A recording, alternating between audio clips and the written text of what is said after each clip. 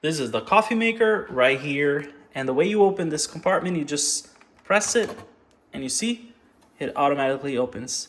You can pour water over here in this compartment, and then you will see the amount right here, the amount that's inside.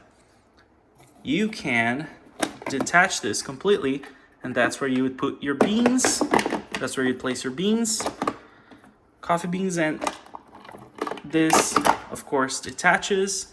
You can insert everything over there and close it. As you can see, there's this little something here which this will touch to let the coffee maker know that that's been closed.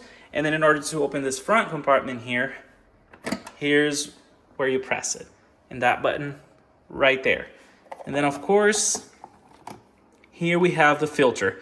You should use either this one or the paper filter, the Cupcake white paper filter, not both, one or the other.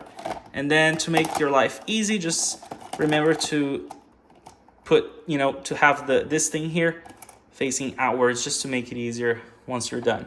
And then you can close it and start filtering your coffee. All of the options are right here.